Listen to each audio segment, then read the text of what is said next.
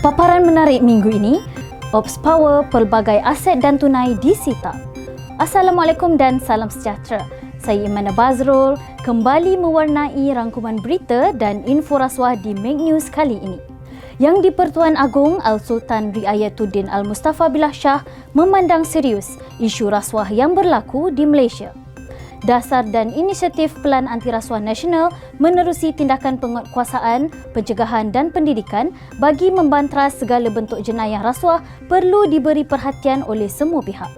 Sementara itu, Perdana Menteri Datuk Seri Ismail Sabri Yaakob turut menegaskan kerajaan yang dipimpinnya tidak akan melindungi sesiapa termasuk golongan kenamaan sekiranya terlibat dalam rasuah.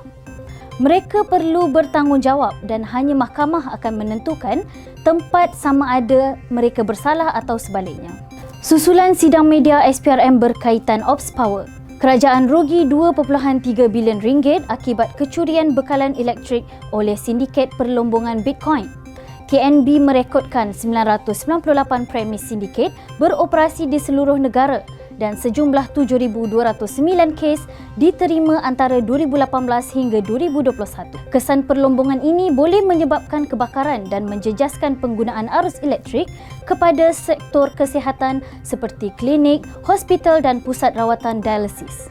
Pada 28 Februari lalu, SPRM dan TNB serta beberapa agensi telah melancarkan Ops Power dan menahan 18 warga tempatan termasuk dalang sindiket berumur 30 hingga 60 tahun yang didakwa menawar suapan antara RM3,000 hingga RM300,000 kepada pegawai TNB supaya tidak diambil tindakan dan membocorkan maklumat operasi. Pelbagai aset dalam bentuk wang tunai, wang kripto, mesin Bitcoin disita bagi membantu siasatan. Turut dirampas kereta dan barangan kemas serta pembekuan 126 akaun bank.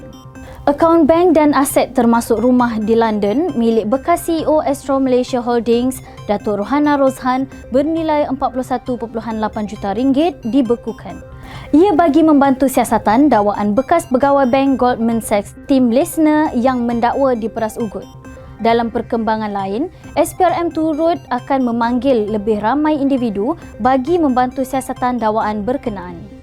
SPRM telah melengkapkan siasatan dan merujuk kepada Jabatan Peguam Negara bagi 5 pegawai MARA Corporation atas dakwaan melanggar peraturan dalam mendapatkan tuntutan mereka yang tertunggak. Turut mendapat perhatian media adalah pengarah syarikat bergelar Datuk dihadapkan ke Mahkamah Session Ipoh atas 6 pertuduhan pecah amanah membabitkan dana mitra berjumlah RM5.18 juta. Sementara itu, di Kuala Lumpur, seorang lagi pengarah syarikat yang juga bergelar Datuk telah didakwa 35 pertuduhan bagi penyelewengan dana yang sama berjumlah hampir RM300,000 Malaysia. Di mahkamah yang sama, peniaga baja didenda RM100,000 selepas mengaku bersalah atas tuduhan memberi rasuah RM30,150 kepada seorang penjawat awam.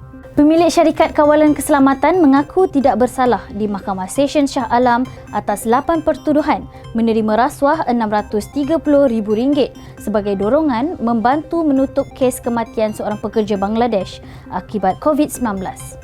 Mahkamah Shah Alam juga menjatuhkan hukuman penjara 3 tahun dan denda RM2.34 juta kepada pembantu penguatkuasa kawal selia padi dan beras Selangor atas 3 pertuduhan membabitkan penerimaan suapan hampir RM500,000 berhubung kuota beras SST.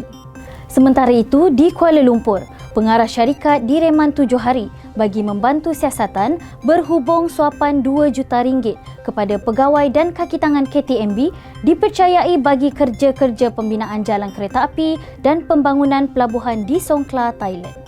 Di Seremban pula, 2 pegawai Sukan Negeri Sembilan direman 7 hari bagi siasatan kes tuntutan palsu berkaitan latihan sukan pasukan 10 pin bowling berjumlah RM17,280, tetapi program itu tidak dijalankan. Sekian rangkuman Make News kali ini. Jika anda mahukan berita penuh, sila layari portal www.sprm.gov.my. Ingat, rasuah adalah penyakit kerana memberi impak besar terhadap kemusnahan institusi masyarakat. Sama-sama kita peranginya. Bye.